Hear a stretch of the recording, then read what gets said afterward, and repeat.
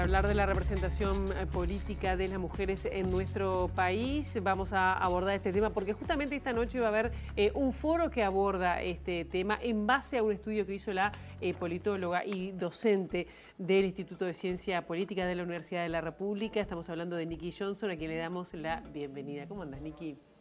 Muchas gracias por la invitación. Un gusto que realmente hablar de estos temas que has seguido además desde hace muchísimo tiempo aquí en Uruguay. Y además este foro tiene parte de un trabajo que tú hiciste justamente sobre la representación política y de género en el Uruguay. ¿En qué situación estamos, no? Porque, y aquí lo digo de atrevida, veníamos como avanzando mucho en la cantidad de mujeres que estaban, de mujeres políticas, mujeres que estaban en el Parlamento, y parece que la situación se estancó. ¿Cómo estamos ahora?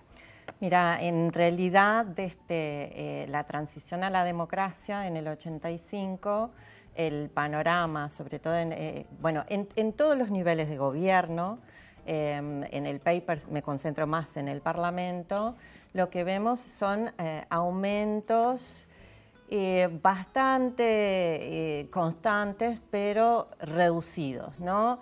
Y en algunos ámbitos, por ejemplo, con las intendencias, en algunos momentos hemos visto avances, por ejemplo, en el 2010, que fueron electas 3 intendentas y después hay un retroceso después de eso. En el Parlamento partimos de un punto cero a la salida de la dictadura muy baja, porque no había ninguna titular mujer en el Parlamento, que hoy en día, hay más o menos 25%, ¿sí? Después de las elecciones quedamos en poco menos de un 21% y después de eso entraron algunas mujeres más cuando algún dirigente varón salió electo como intendente y fue suplido por una mujer. Pero lo que vemos es que hay los mayores niveles de representación femenina se alcanzan en los cargos de menos poder, ¿no? Claro. De menos estatus y de menos alcance, digamos. Además, cabe decir que esta situación no cambió radicalmente con la introducción de la cuota. Claro, porque primero la cuota fue por una elección, por 2 elecciones, por un periodo. Por una elección, exacto. Sí. Y luego se aprobó que fuera, porque además hubo como especies de trampa. Sí. De alguna manera se trataba que si era un titular, que los 3 primeros se pudieran ser, si el titular, la suplente tendría que ser de otro género, no necesariamente mujer, pero, y ahora se instaló, pero de todos modos no tuvo el impacto, el tema de la cuota, que se esperaba. No, para nada. Si miramos el impacto entre la última elección sin cuota fue en el 2009, ¿no? Elección nacional.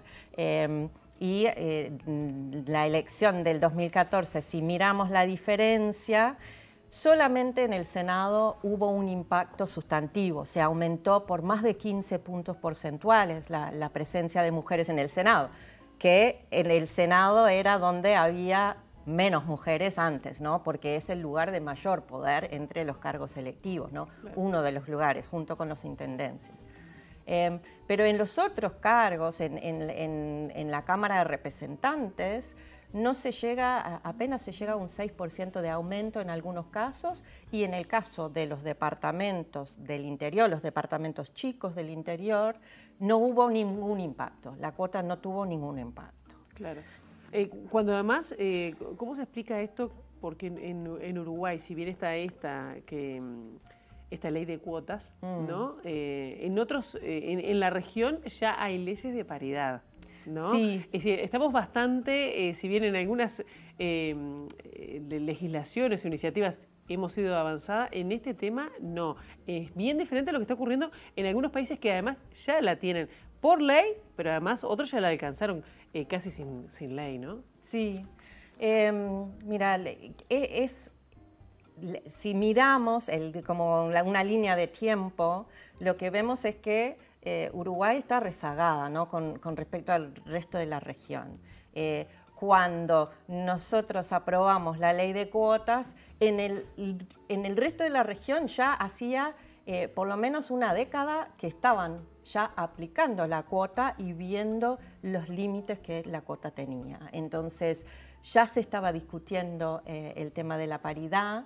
En 2007 se aprueba el Consenso de Quito, donde se establece en la normativa regional, ¿no?, esto como un horizonte, como una meta, la paridad, y eso después está reafirmado en la norma marco para la democracia paritaria que aprobó el Parlatino a fines del 2016. Entonces, nosotros en el 2017 recién se aprueba en el Parlamento la extensión de la ley de cuotas por tiempo indefinido, ¿no? Porque como tú bien dijiste, inicialmente se iba a aplicar únicamente en las elecciones del 2014-2015. Bien, y estamos hablando de, vamos a recordar los países, Costa Rica, Cuba, que son los que tienen los mejores performances en cuanto a, en este momento, a paridad, ¿no? A representación femenina. En este momento lideran ahí el ranking Cuba, después Nicaragua, después México, Costa Rica, Bolivia, Argentina, Perú, Ecuador. ¿Sí? Todos esos países, bueno, Ecuador tiene 38,7, todo el resto tiene 40 o más. Claro. México, Nicaragua y Cuba tienen 50 o más de mujeres. Y todos esos países, menos Cuba, que es un caso aparte, es un caso muy particular, no podemos compararlo directamente con Uruguay, pero los otros países todos tienen leyes de paridad aprobadas y aplicadas. Claro. En Uruguay hay dos proyectos de ley en estos momentos que están tratando de poner el tema de la paridad, pero sin embargo el tema no se ha instalado, ¿no?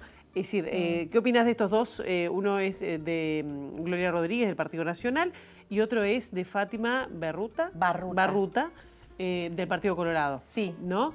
Pero por ahora no han llegado a abordarse de forma, digamos, contundente para que salga, ¿no? O por lo menos que se dé la discusión. Exactamente, no se está dando todavía la discusión en la comisión donde fue derivado los proyectos. Uno fue presentado en el Senado, ¿no?, de la senadora Rodríguez y la de la diputada suplente Barruta está en la Cámara de Representantes. Afuera del Parlamento hay iniciativas, campañas, algunas cosas. El año pasado ONU Mujeres organizó unos conversatorios sobre la temática con participación de legisladoras de otros países contando la experiencia, pero acá a nivel político no se ha instalado. Debemos recordar que en el 2018 el Frente Amplio adoptó como voluntariamente la aplicación de la paridad en todas las elecciones, aunque al igual que con la cuota hay que ver cómo se aplica, ¿no? No es tan sencillo porque se aplica sobre un sistema electoral que tiene sus características particulares. Y esto, la literatura lo muestra y los estudios que hemos hecho nosotros desde el área de género, política y diversidad del Instituto de Ciencia Política también lo demuestra para el caso uruguayo, que las características del sistema electoral pueden operar como obstáculos para la efectividad de la ley. Y eso aplica también en el caso de la paridad. Claro. ¿Y por qué crees que no se da a fondo esta discusión? ¿Por qué crees que no se llega o que no se tome en cuenta que es importante? Y ya de paso te hago la otra pregunta, ¿no? ¿Qué aporta que haya efectivamente paridad o más mujeres en cargos de representación política?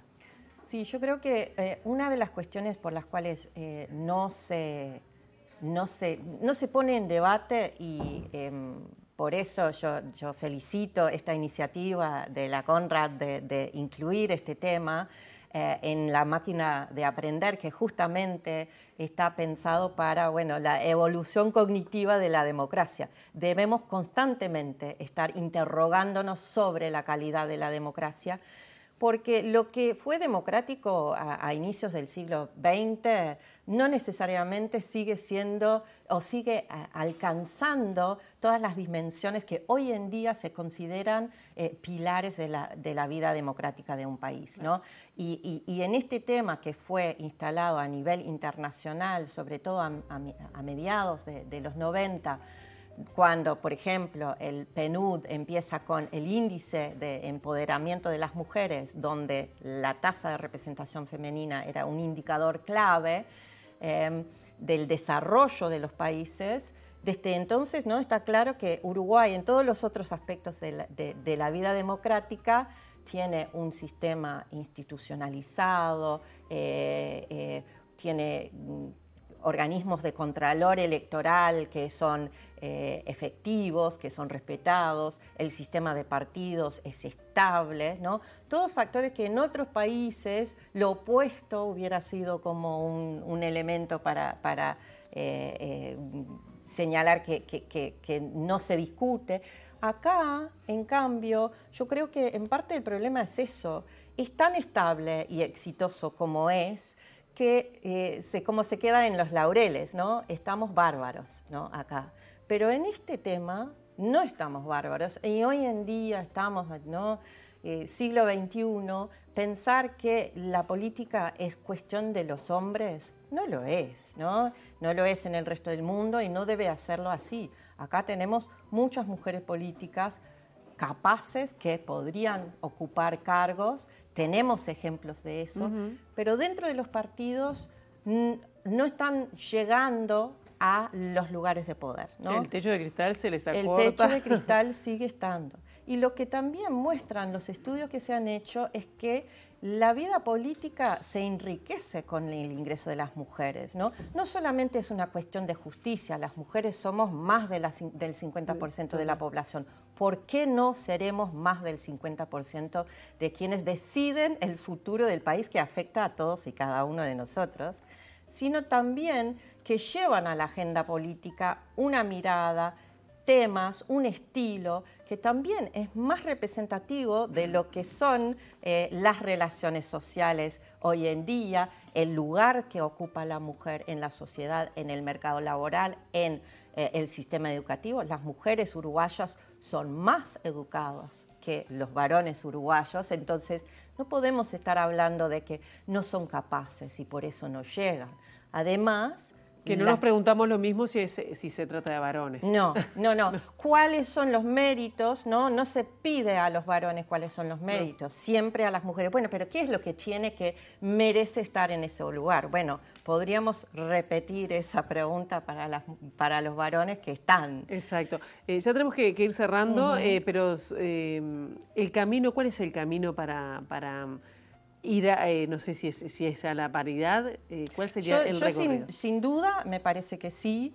La paridad, hay que instalar eso como un criterio orientador de la democracia, ¿no? Como un criterio base de la democracia uruguaya.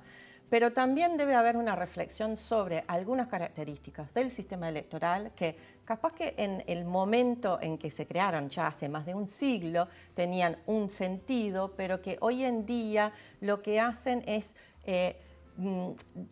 como oscuran, no, ¿cuál es la palabra? Ocultan o hacen difícil para la ciudadanía entender el funcionamiento, ¿no? Tenemos 3 tipos de suplencias, 4 sistemas de suplencias que los pueden elegir para sus listas. ¿Por qué?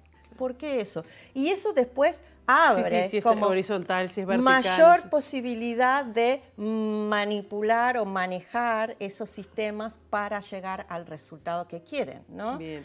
De este tema nos vamos a quedar con ganas, pero a las 7 de la tarde está este foro a partir del trabajo que va a presentar Nikki Johnson y es en el NH Columbia, ¿no? Sí, a las 7 de la tarde es presencial. No sé si también se puede seguir por online. También se puede seguir online y hay que registrarse en cualquiera de los 2 casos. En la máquina de aprender ustedes ven y enseguida se salta en internet. Nikki Johnson, muchas gracias por estos minutos. Gracias a ti, Pilar, por la invitación.